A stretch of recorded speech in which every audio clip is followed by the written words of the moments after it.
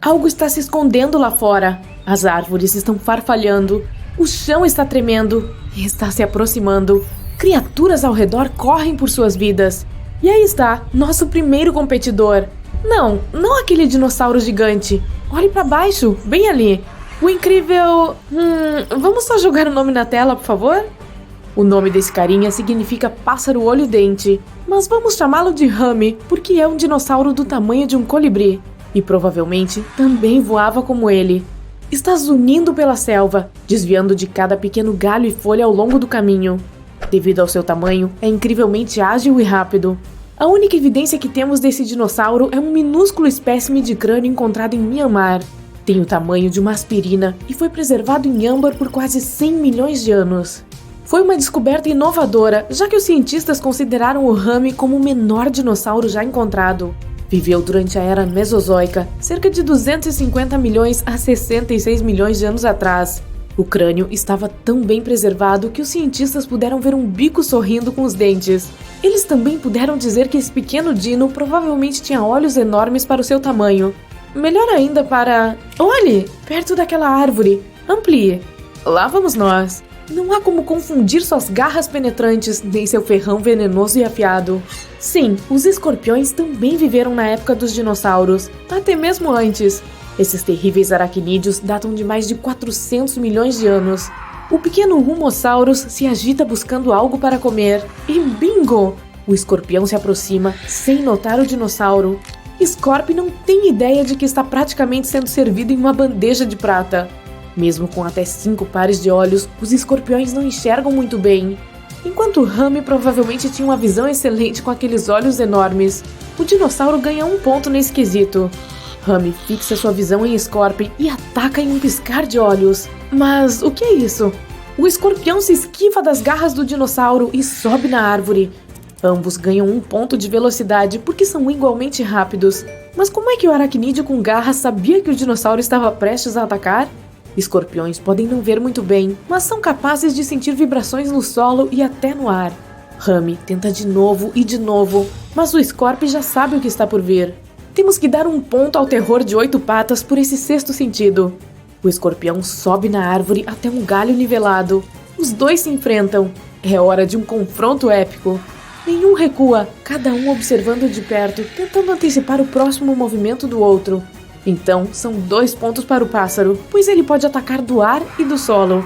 Scorp ganha apenas 1 ponto por estar limitado à arena terrestre. Está 4-3 a favor do dinossauro. E é quando algo chama a atenção de ambos. Bum!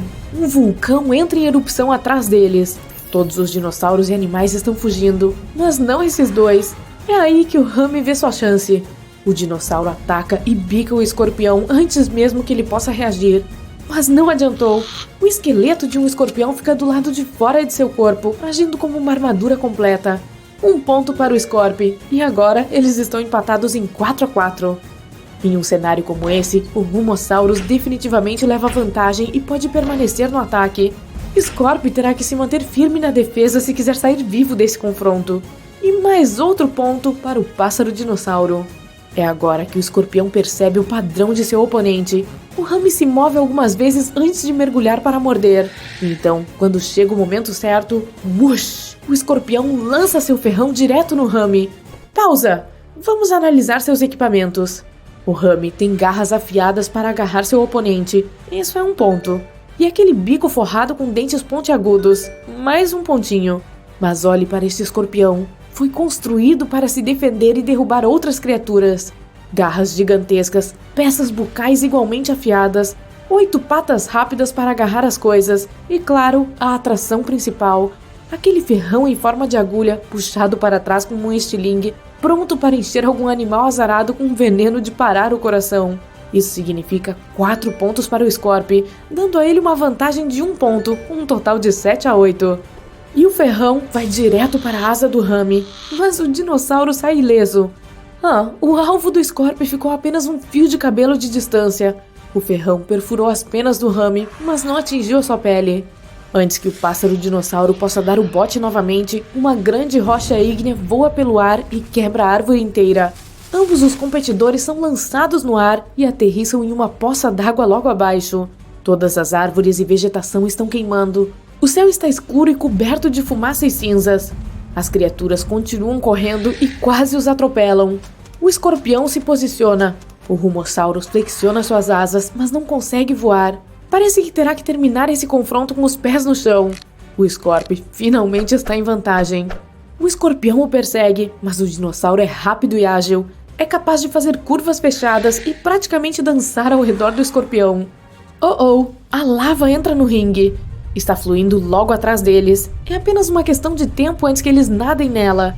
Os dois correm o mais longe possível, mas o Scorp está comendo a poeira do dinossauro. Os escorpiões são muito rápidos para seu tamanho, mas o corpo aerodinâmico do Rami permite que ele voe pela selva como uma flecha. 1 ponto para o pássaro dinossauro, e estamos empatados em 8-8. O Rami consegue subir em uma árvore quebrada e tenta levantar voo. Ele flutua um pouco, mas cai no chão. Rápido, esconda-se nesses arbustos. Mas, o dinossauro não está sozinho. Cuidado, uma centopeia gigante! A centopeia se ergue por trás e prende o Rami em seus muitos braços tortuosos. Suas mandíbulas estão batendo. Elas são gigantes em comparação com os dentinhos do pássaro. Ela está prestes a morder o Rami quando, de repente, o escorpião surge do nada para terminar o que começou. Mas o monstro de muitas patas não recua. Ele balança a cauda e derruba o escorpião. Os 3 seguem alheios à lava se aproximando. O fluxo flamejante está prestes a engolfar a centopeia, mas a criatura percebe a tempo e sai correndo. Tenho que dar 1 ponto ao Rami e ao Scorp por suportar esse confronto extra e inesperado. O escorpião e o pássaro dinossauro se levantam e dão o melhor de si para superar a lava. Mas com ambos exaustos, é a corrida mais lenta de todos os tempos. Embale a pipoca para levar. A lava está transformando tudo em chamas por onde passa. O céu está preto de cinzas. Parece que a noite caiu. É uma boa coisa o fato que os escorpiões são noturnos. Eles podem caçar, manobrar e se locomover à noite, enquanto muitos animais estão em desvantagem com visibilidade limitada. 1 ponto ganho, e ainda estamos corpo a corpo em 9-10 a favor do Scorp. Os escorpiões são mais como um caçador do tipo senta e espera. Eles não perseguem seu almoço como, digamos, os lobos o fazem. Confiante em sua vitória, Scorp encontra um belo túnel escuro para relaxar e recuperar o fôlego. E então, algo desliza por trás dele. O escorpião sente as vibrações e se vira, apenas para ser saudado com 2 olhos ameaçadores brilhando diretamente em sua alma. Imagine que você está caminhando em algum lugar das florestas da Austrália. Tem sede, então se aproxima do riacho mais próximo. De repente, sente o nariz escorrer, o que é estranho, já que não está gripado nem nada. Você para e espera. Alguns segundos se passam e seu nariz começa a coçar. Mais alguns minutos e agora seus olhos estão lacrimejando. Sua garganta está irritada. Você não consegue respirar livremente e não para de espirrar. Parece que respirou ar envenenado. Mas o que será que está contaminando o ar? Partículas minúsculas da planta mais perigosa do mundo estão pairando ao seu redor. Ela se chama Gimpy Gimpy e parece uma planta comum. É um arbusto pequeno com folhas parecidas com as de urtiga. Quanto mais você se aproxima, pior se sente. Seus pulmões imploram por mais ar e sua pele está ficando avermelhada. Seu corpo todo dói. Você pode acabar desmaiando se ficar aqui um pouco mais. Sabe o que acontece se tocar essa planta? Bem, será como se agulhas em brasa estivessem penetrando na pele. E mesmo se correr para o mais longe possível dela agora, a dor não vai ceder. Os efeitos das toxinas irão durar várias horas. Dias se passarão e a dor permanecerá. Semanas e meses, mas você ainda sentirá doendo. Pode até lavar a região afetada com água fria e sabão, mas não vai ajudar muito. A dor pode durar vários anos. E aqueles pelinhos microscópicos que entraram em sua pele podem ficar ali para sempre. A toxicidade da Gimpy Gimpy é tão alta que mesmo se você arrancar uma folha e tocar nela só depois de 1 ano, ela ainda vai causar algum dano ao seu corpo. A má notícia é que essa planta é difícil de identificar, pode ser facilmente confundida com a bardana e com a urtiga. Agora imagine o que aconteceria se alguém caísse dentro do arbusto. As folhas são cobertas por uma fina camada de penugem. Mas cuidado, isso tem nada menos que milhares de pelos venenosos. Eles também ficam pairando ao redor da planta, então até ficar perto dela sem máscara de gás é perigoso. Máscaras cirúrgicas comuns não valem nada nesse caso, pois os pelos podem passar pelos poros do tecido. A boa notícia é que não há muitas dessas plantas no mundo, e as pessoas geralmente colocam placas de alerta próximo delas. Essa criatura malévola é típica da Austrália. Mineradores de ouro a descobriram em 1860, perto da cidade de Gympie.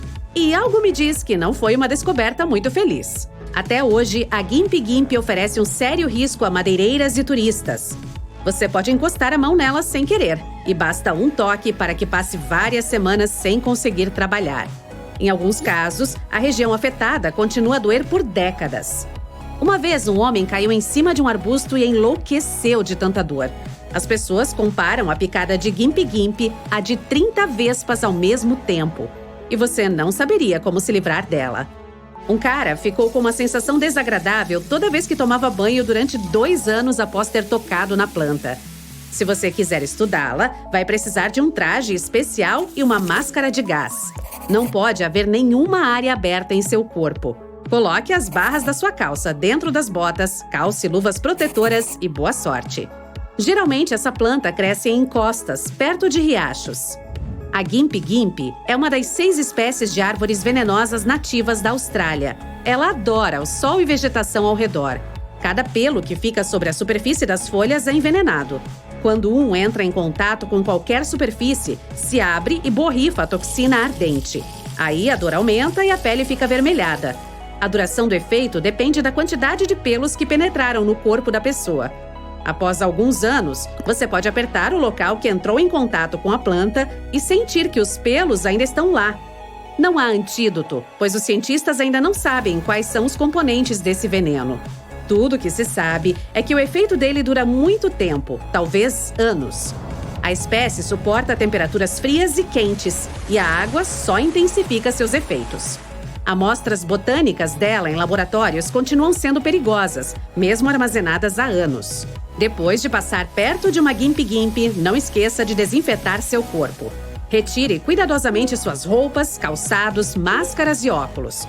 Jogue o traje de proteção dentro da máquina de lavar e lave com todo cuidado. Os minúsculos pelos podem estar em sua calça ou nas mangas da sua jaqueta, então fique atento. Essa toxicidade faz com que essa seja a planta mais protegida do mundo. Mas espere, o que é isso? Está vendo esses buracos nas folhas? Parece que alguém anda se alimentando delas. São os besouros noturnos. Eles podem devorar a Gympie Gympie o dia todo. Os pelos tóxicos dela não os afetam em nada. Para esses insetos, essa é uma planta comum. A diferença é que ninguém os incomoda enquanto eles mordiscam as folhas. Pois é, todos os animais que vivem ali perto sabem que é melhor manter distância dali. Mas existe um mamífero que não se deixa intimidar por essa espécie venenosa. É o pademelon de patas vermelhas. Ele parece um canguru pequeno e adora comer folhas da Gympie Gympie. Cientistas ainda não sabem o que protege esse animal dos pelos tóxicos. Sabemos quase todos os locais onde essa planta cresce. As pessoas enchem eles de placas. Então, se você vir uma, fique longe dali. Essa é mesmo uma planta terrível. Mas que tal uma que pode dominar o mundo e destruir todas as plantações? Ela não precisa de condições favoráveis para crescer e pode sobreviver a chuvas, a locais áridos sob um sol escaldante e a temperaturas altas e baixas. Ela se chama hogweed gigante. Se a semente dela cair em uma plantação de legumes ou em um campo de trigo, assim que a planta nascer, irá acabar com todos os seus competidores em poucas semanas. O vento pode bater em uma hogweed gigante e levar suas sementes para locais mais distantes. Ela é capaz de piorar os ecossistemas ao redor do mundo e cresce mais rápido do que as pessoas conseguem destruí-la. Se você espalhar besouros parasitas no território da hogweed gigante, ela nem vai ligar, porque se multiplica muito rápido e vive mais do que muitas outras espécies. E pode atingir o tamanho de uma casa de 1 andar, e suas raízes são grandes, atingindo as profundezas do solo. Também é perigoso encostar nela. Sua pele pode ficar avermelhada e não vai ser nada legal. Pode apostar. É por isso que é tão difícil acabar com essa planta. O veneno dela destrói qualquer outro vegetal ou flor que esteja por perto. Cientistas ainda não conseguiram criar um antídoto poderoso para combater esse monstro verde do qual nenhum inseto se alimenta. Por isso, a hogweed gigante é uma das plantas mais perigosas do mundo. Ela simplesmente não possui inimigos na natureza. Mas cientistas acreditam que a evolução criará alguma criatura capaz de destruí-la. Pode ser um inseto pequeno ou alguma bactéria parasita. Mas até que isso aconteça, as pessoas precisam acabar com essa fera por conta própria. Milhões são gastos tentando combatê-la, mas nem sempre dá certo. Você pode queimar um campo inteiro, mas se uma sementinha ficar, vai crescer rapidinho na terra chamuscada. A cobra real, a viúva negra, a vespa mandarina, o escorpião e a mutuca. Todos eles podem morder, picar e injetar o veneno no seu corpo. Geralmente dói. Você tem sensações de queimação. Seu corpo pode reagir de forma imprevisível. Mas se você se apressar, os médicos irão te ajudar. O local da picada doerá por alguns dias, mas depois você esquecerá. Mas e se você levar uma picada que nunca irá esquecer, causada por uma planta que parece absolutamente normal? Você pode até nem notar que tocou nela, mas seu corpo reagirá imediatamente. Apenas estar perto desta planta pode causar asfixia e tosse. Seus olhos vão começar a lacrimejar. Mas se você acidentalmente a tocar, bem, a dor durará vários dias, semanas, meses ou até anos. Mesmo depois de muito tempo, essa sensação desagradável pode retornar em momentos inesperados. Você se lembrará de ter encontrado esta planta pelo resto da vida, com certeza. E não estou falando de um cacto com espinhos pontudos. Nem é a venenosa era. À primeira vista, este é um arbusto verde comum com folhas largas. A boa notícia é que a planta cresce apenas em áreas específicas da Austrália. Ela se chama guimpe-ferrão. Mineradores de ouro a descobriram em 1860, perto da cidade de Gympie. E muito provavelmente foi uma descoberta desagradável. Antes de ir até a floresta procurar essa planta, é preciso colocar uma máscara de proteção. E é melhor optar por uma máscara de gás ou respirador. Roupas grossas e botas resistentes. Coloque as pernas da calça dentro das botas, use luvas de proteção e está tudo pronto. Você não precisa ir muito longe na natureza. Esta planta cresce à beira da floresta, perto de riachos. Você passa por algumas árvores e se aproxima da água. Aqui, em um matagal denso, você percebe esse arbusto perigoso. Ele pode atingir até 3 metros de altura, e suas folhas verde escuras em forma de coração com bordas irregulares podem atingir até 50 centímetros de largura. Esta planta pode ser facilmente confundida com urtiga ou bardana. A única coisa que pode ajudar a identificar a guimpe-ferrão é uma fina camada de penugem cobrindo suas folhas. É como se ela estivesse te encorajando a acariciá-lo. Mas não caia nessa armadilha. Isso não é bobagem. São minúsculos pelos tóxicos. E eles não estão apenas nas folhas, como também voam ao redor da planta. Se você remover sua máscara de gás, sentirá como se pimenta moída tivesse entrado no seu nariz. Você terá uma crise de espirros incontrolável. Seu nariz começará a coçar, ficará difícil de respirar, sua língua inchará. Seus olhos parecerão estar pegando fogo. E se você ficar lá por algum tempo, esta planta prejudicará seriamente a sua saúde. Por muitos anos, a guimpe-ferrão causou enormes problemas para madeireiros e caçadores. Mesmo quando sabiam da existência delas, muitas vezes eles a tocavam acidentalmente enquanto trabalhavam. E isso era o suficiente para deixar as pessoas doentes por várias semanas. Houve casos em que os locais das picadas doeram por décadas. Um homem disse que sentiu dor por 2 anos após tocar na planta. Ele sentia sensações extremamente desagradáveis toda vez que tomava banho frio. As pessoas comparam essa sensação com a picada de 30 vespas simultaneamente. E o pior é que os médicos dificilmente podem ajudar nessa situação.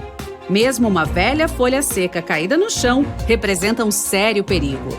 Você pode deixar cair seu telefone ou luva tentando pegá-lo e acidentalmente tocar na folha de guimpe-ferrão. Para estudá-la, é preciso usar uma pinça para pegar a folha e colocá-la em um recipiente selado a vácuo.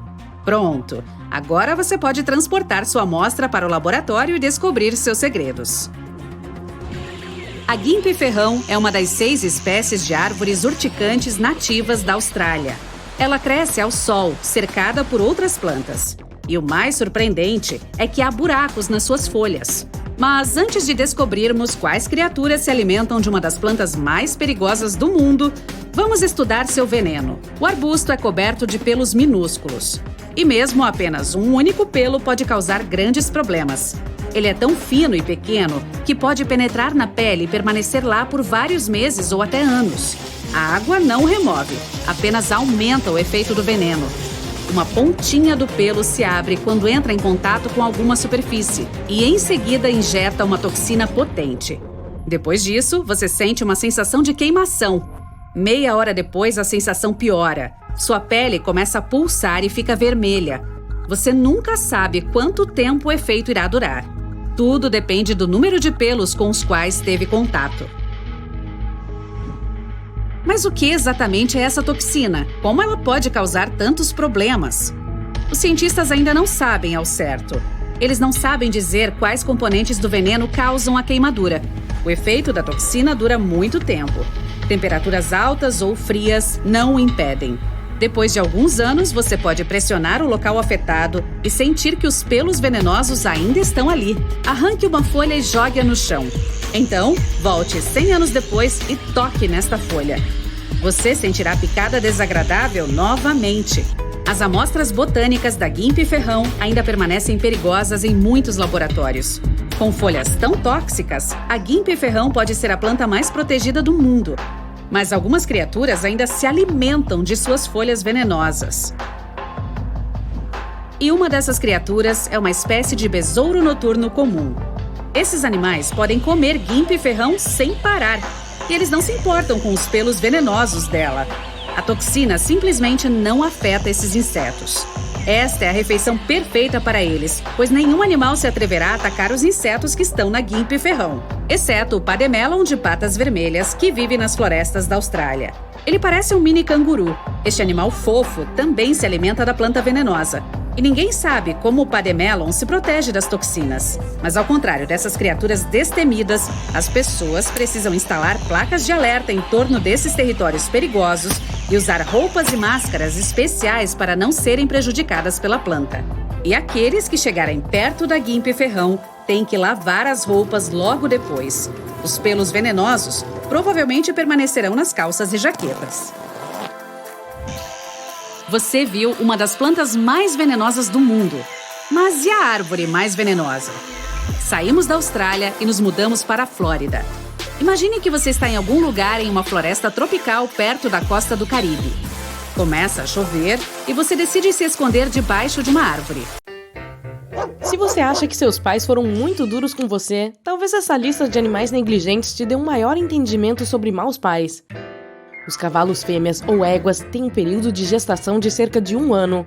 Pode parecer muito tempo, mas os elefantes não concordam com isso. Eles carregam seus filhotes por até 22 meses antes de dar à luz. Ao contrário dos outros animais que preferem descansar à espera da chegada da cria, para as éguas, a gravidez significa festa. No momento em que a égua engravida, ela sai para passear pelo rebanho e acasala com todos os garanhões. Embora pareça sem sentido, pois ela já está grávida, há uma explicação razoável.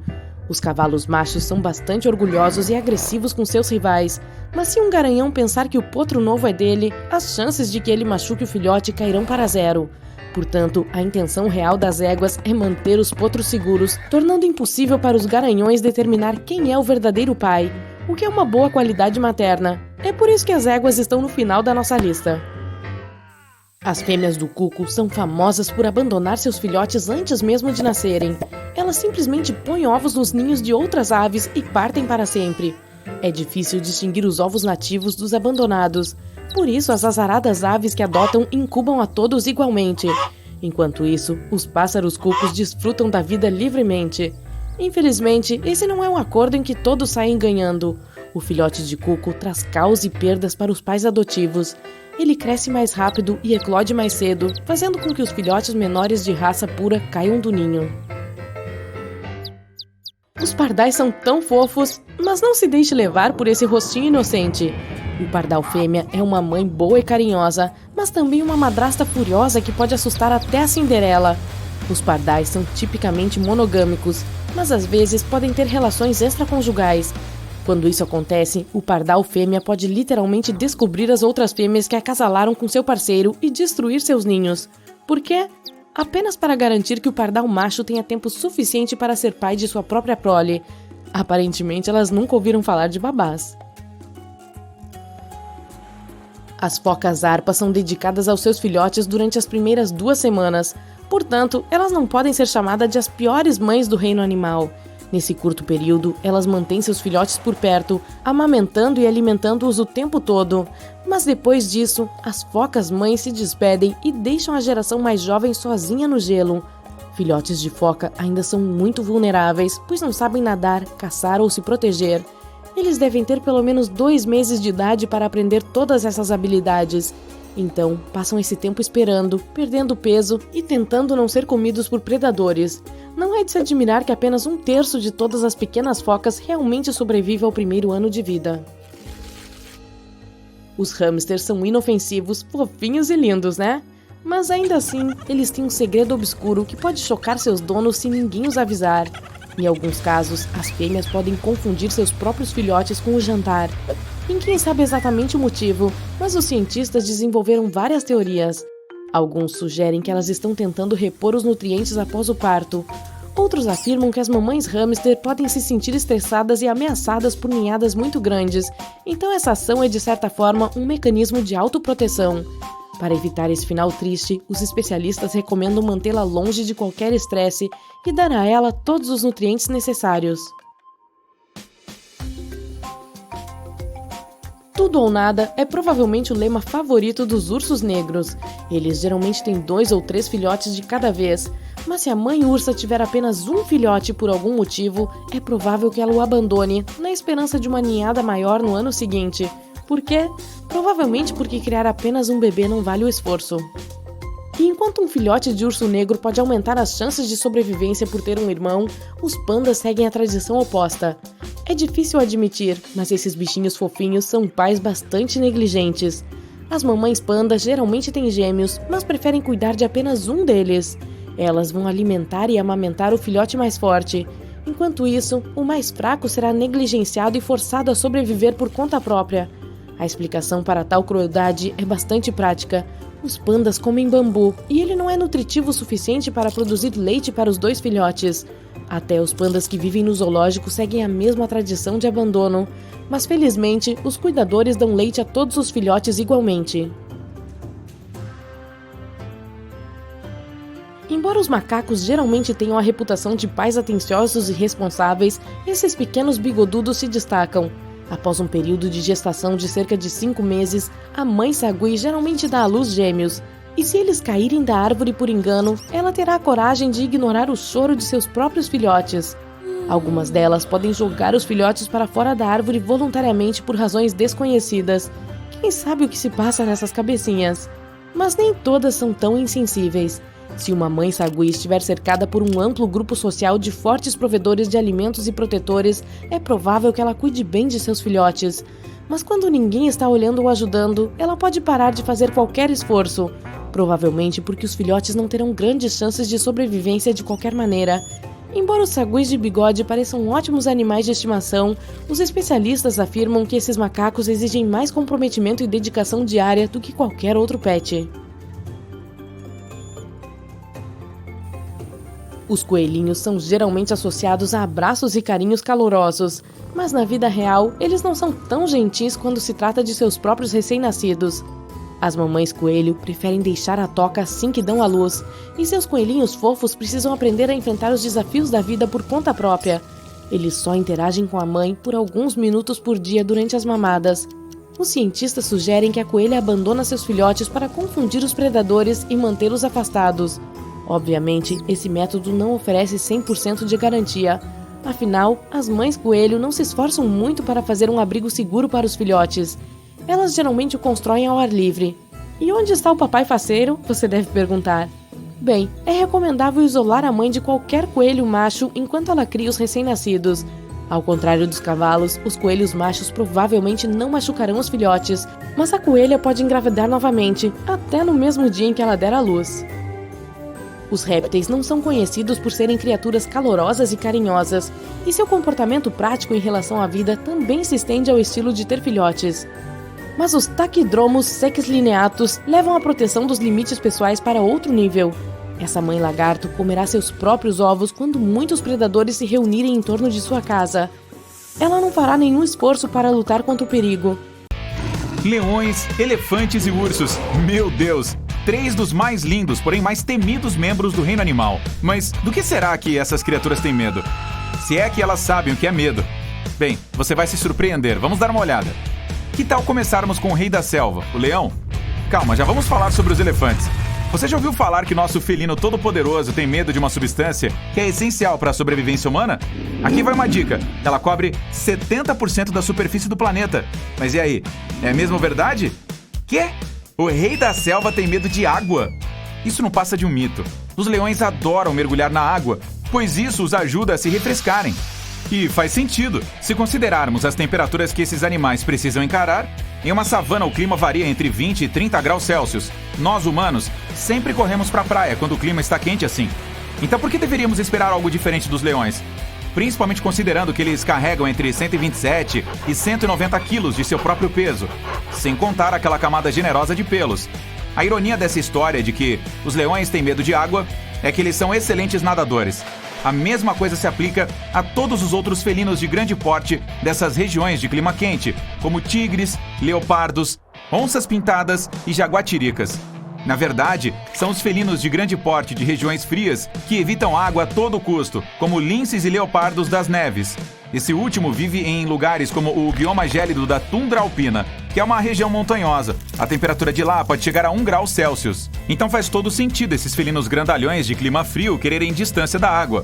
Molhar suas pelagens grossas os faria passar frio. Mas acho que não é preciso procurar tão longe para entender de onde vem esse mito de que os leões têm medo de água. Na verdade, é bem provável que a explicação para isso esteja perto da tela do computador de alguns de vocês agora, saltando para cá e para lá fazendo travessuras. É isso mesmo. Podemos ter tirado conclusões precipitadas de que certos comportamentos de nossos gatinhos seriam iguais aos de um leão. Os gatos domésticos, apesar de serem parentes de todos os felinos que mencionamos até agora, não são descendentes diretos deles. Eles evoluíram ao longo de milhares de anos de um único ancestral selvagem que ainda existe até hoje, o Felis silvestris libica, originário do Oriente Médio. Como não tinha muita água onde esse bichano vivia, ele não era exposto a ela. Como seus descendentes, ele só gostava dela para saciar sua sede. Seu pet, assim como ele, raramente se banha, nada ou interage com a água de alguma forma. Por sorte, isso não faz diferença na vida dos gatos. Esses felinos domésticos usam suas línguas para se limpar. Elas têm papilas minúsculas, com formato de gancho, que os ajudam a desembaraçar os pelos e manter a pelagem limpa, com um cheirinho bom e sem manchas. Os gatos, de modo geral, são criaturas muito individualistas. Você pode estar gritando com a sua tela neste exato momento, retrucando que o seu bichano na verdade adora água, e isso é perfeitamente possível. Alguns gatos gostam de brincar com ela, com as gotas que caem da torneira ou com as bolhas de sabão do banho. Há raças específicas de gatos que gostam demais de água. O Van Turco, por exemplo, é até chamado de gato nadador. Acredita-se que essa raça desenvolveu uma afinidade com a água porque nadava no lago Van, na Turquia, para se refrescar. O lago fica na região onde esses animais surgiram. Agora vamos falar sobre um problema que um gato definitivamente não precisa encarar. Você já ouviu falar em musofobia, também conhecida como surifobia? As duas palavras são nomes válidos para o medo de ratos e camundongos. Muita gente acredita que o animal que mais sofre com esse medo, além de mim, claro, é o elefante. Isso mesmo, o mesmo animal que, dependendo da espécie, tem 3 metros de altura e pesa mais de 4.000 quilos. Ou seja, esse grandalhão teria medo de uma criatura que mede poucos centímetros e pesa menos que meio quilo. Mas como essa ideia surgiu? Bem, o motivo desse rumor se baseia na possibilidade de os elefantes terem pavor de essas criaturinhas entrarem em suas trombas. Se um rato conseguisse fazer isso, poderia causar irritações ou até obstruir a tromba. Não quero ser estraga-prazeres, mas também é um mito. Pesquisadores afirmam que não há evidências concretas que sugerem que os elefantes têm medo de ratos. O máximo que eles podem admitir é que nosso gigante possa se assustar com o surgimento repentino dos roedores. Bem, é exatamente isso que me deixa apavorado. Especialistas também afirmam que, até que um rato conseguisse entrar na tromba de um elefante, o grandalhão poderia soprá-lo para longe sem perceber, com uma só rajada de ar.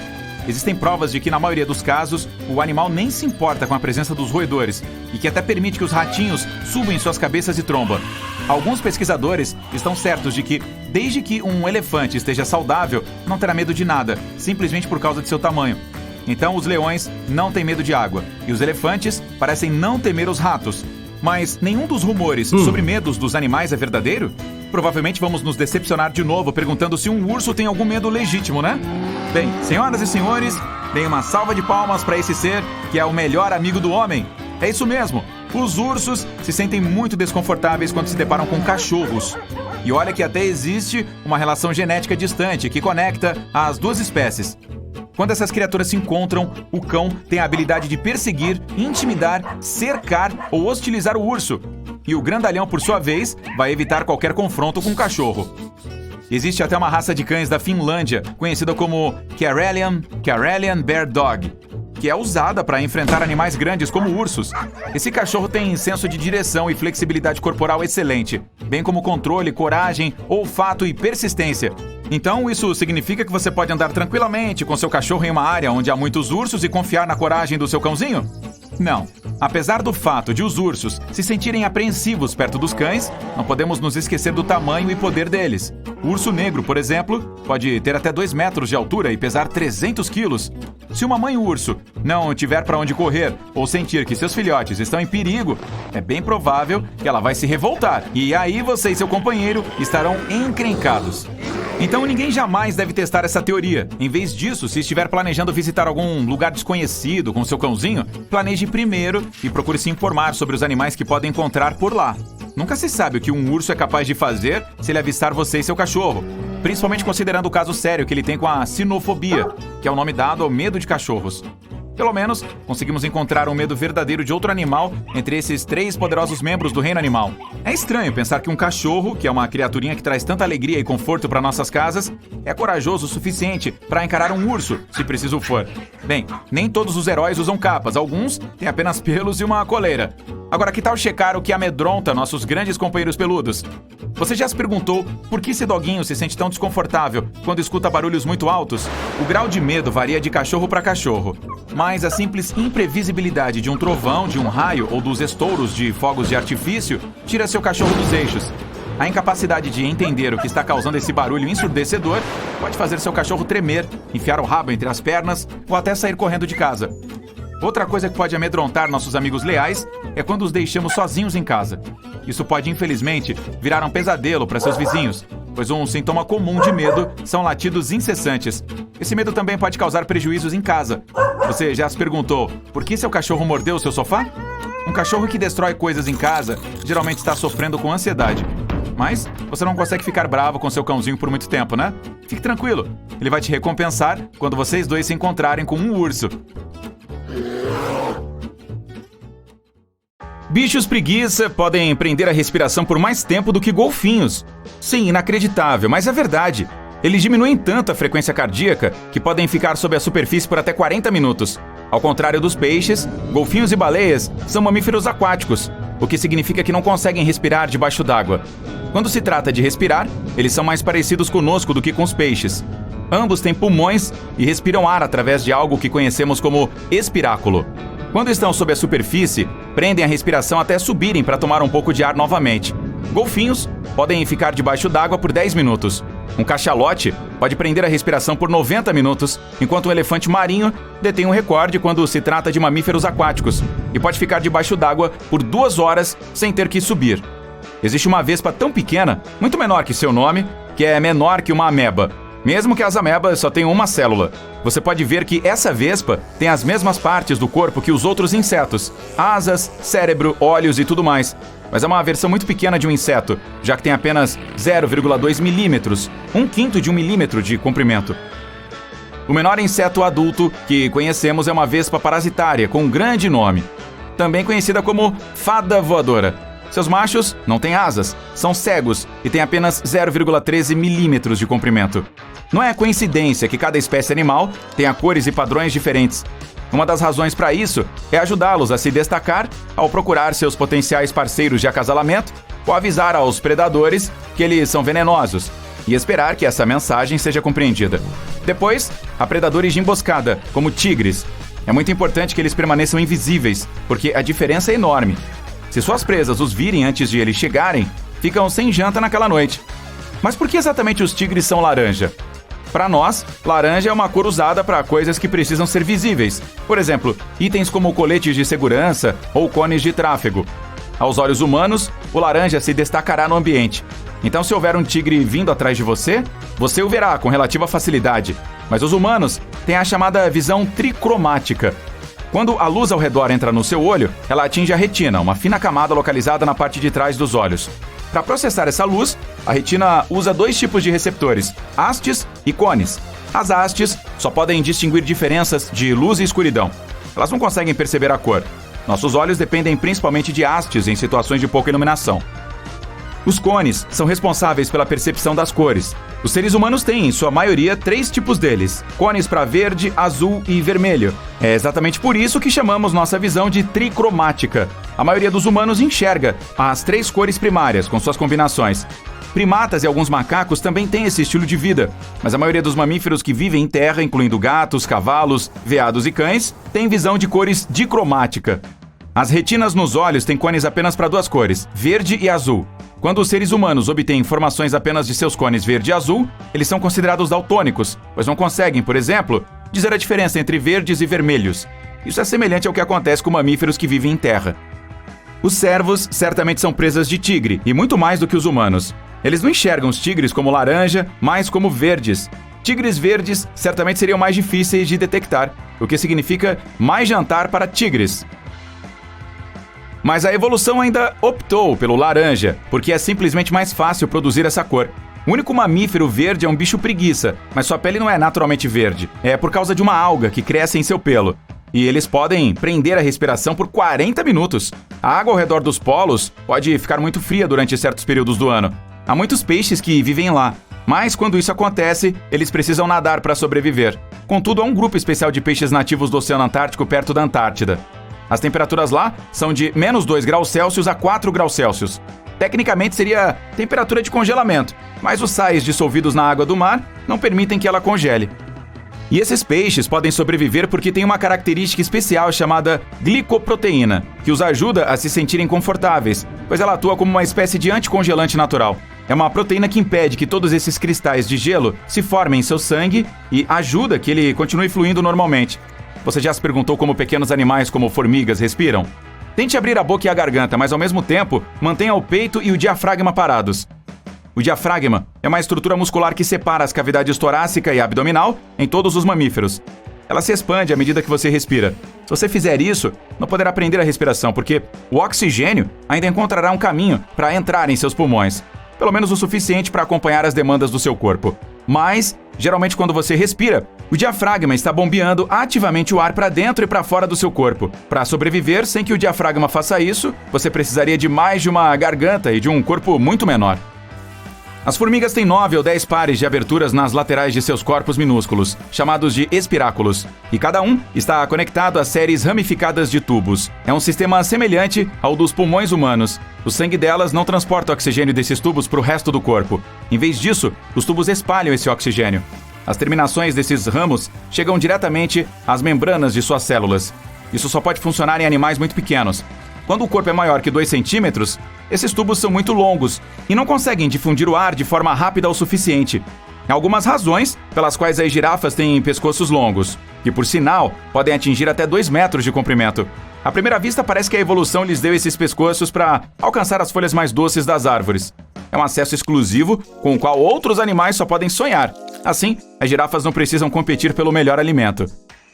Mas com o tempo, os pesquisadores perceberam que essa não é a única razão. Eles também acreditam que o pescoço pode ser um bom aliado quando girafas masculinas entram em combate, assim como antílopes masculinos e veados usam seus chifres. Quanto mais grosso o pescoço, maiores as chances de vencer o combate. Alguns insetos brincam de morto quando há um predador por perto. Por exemplo, em uma pesquisa, os cientistas observaram larvas de formiga-leão. Elas são capazes de se fazer de mortas por 61 minutos.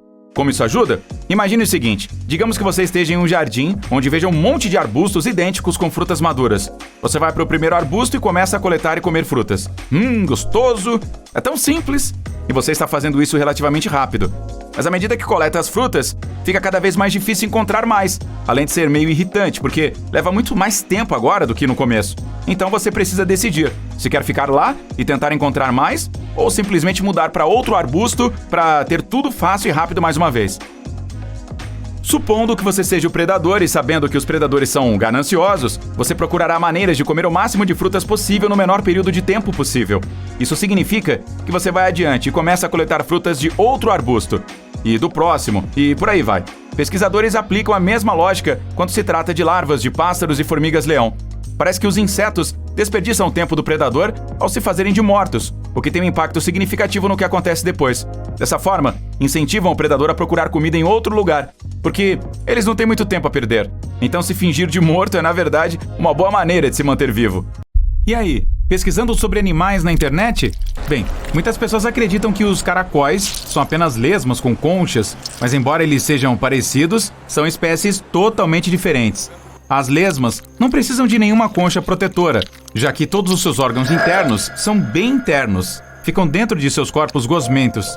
Elas conseguem impulsionar seus próprios corpos para entrar em locais de difícil acesso, como debaixo de um tronco de árvore, dentro de frestas muito pequenas ou até na biblioteca, fingindo estarem estudando para uma prova.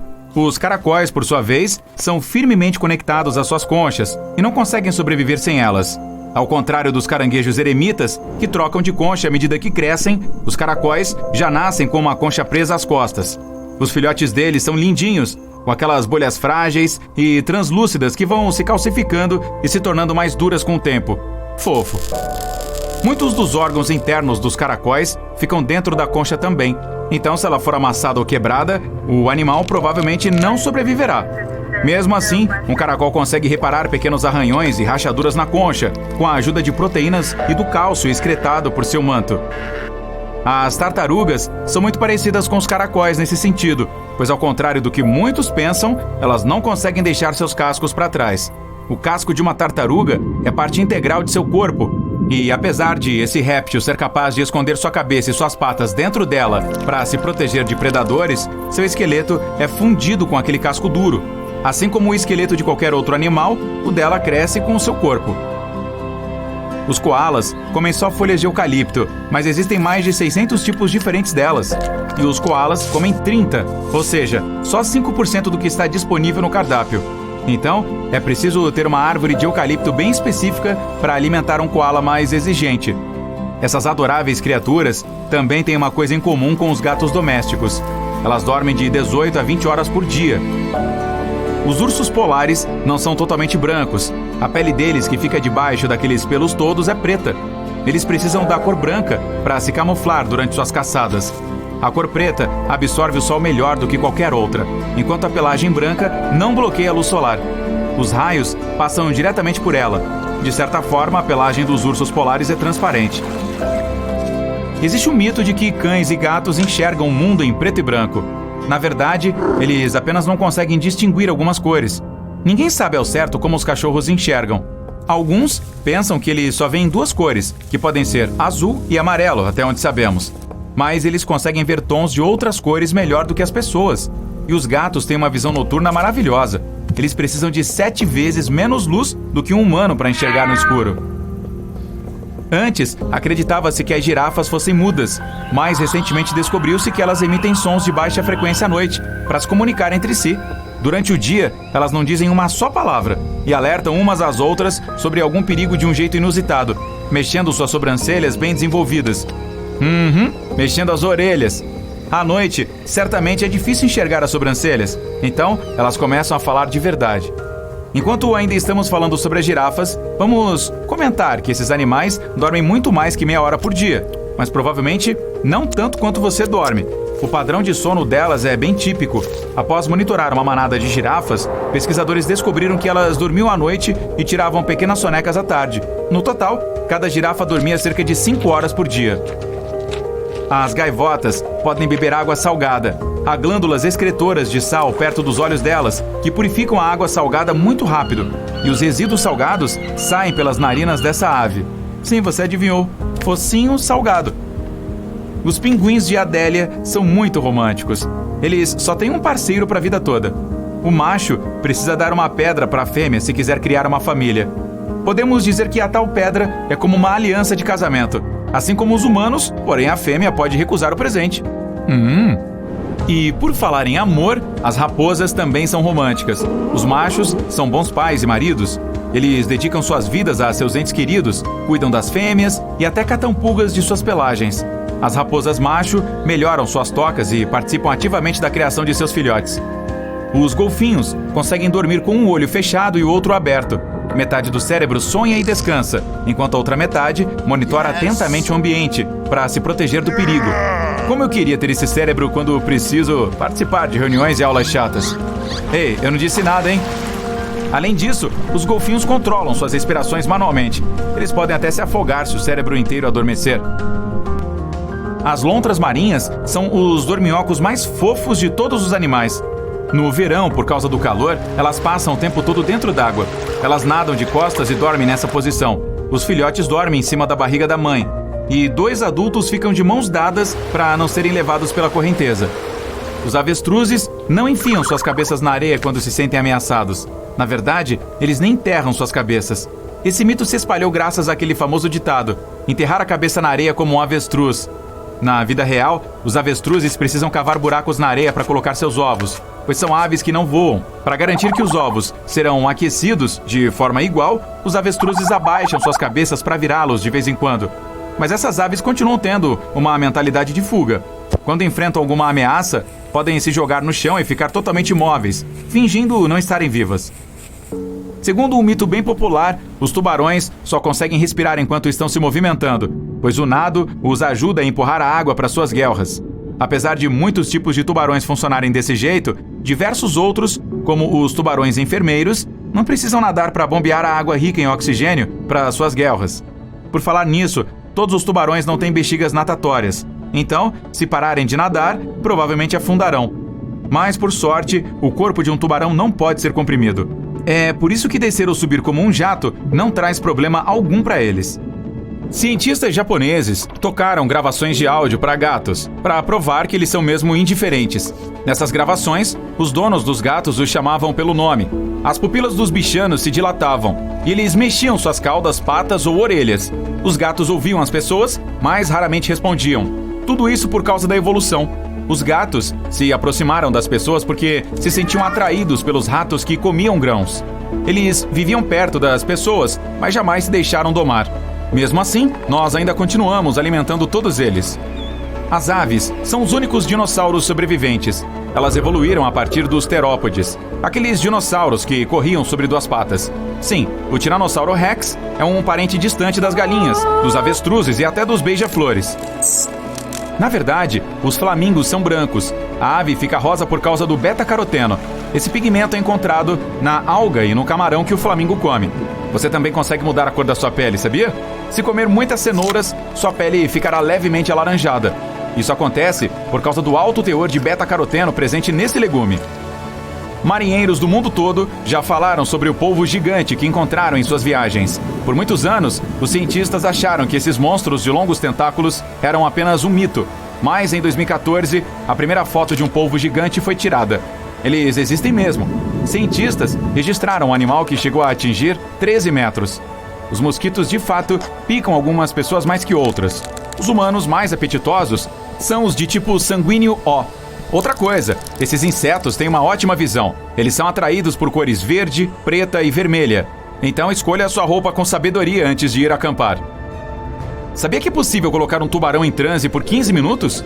Para conseguir essa proeza, você precisa apertar o focinho desse animal perigoso com a mão. Esse tipo de hipnose é chamada de mobilidade tônica e acontece graças aos receptores que ficam no focinho do animal. Quando são apertados, eles enviam muitos sinais e o cérebro do tubarão não consegue processar todos. O que não ensinaram é como se aproximar o suficiente de um tubarão a ponto de apertar o focinho dele. Essa informação é de suma importância, você não acha? Os elefantes não têm medo dos ratos propriamente ditos, mas esses animais gigantes têm visão ruim e se movimentam muito devagar. É por isso que eles podem se assustar com um passarinho ou qualquer outra criatura como um rato que passar feito um relâmpago por eles. É só susto, nada mais. O camaleão consegue mudar de cor, mas não faz isso para se camuflar. A mudança de cor ajuda o animal a regular sua temperatura e a se comunicar com seus companheiros. Quando a maioria dos cães fica ofegante, pendura a língua para fora da boca. É por isso que muitas pessoas acham que é assim que eles suam. Na verdade, as glândulas sudoríparas dos cachorros ficam em suas patas. Além disso, há outras glândulas sudoríparas espalhadas por seus corpos. Os cães ficam ofegantes para evaporar a umidade de suas passagens nasais, línguas e da parede dos pulmões. Isso também os ajuda a resfriar o corpo. Você pode deixar as vespas em paz, mas não confie que elas farão o mesmo. As abelhas respeitam os territórios humanos, então se você não as incomodar, elas não picarão. Já as vespas são tão mal-humoradas que podem picar você, mesmo se estiver apenas passando perto do ninho delas. Credo, que insetozinho encrenqueiro!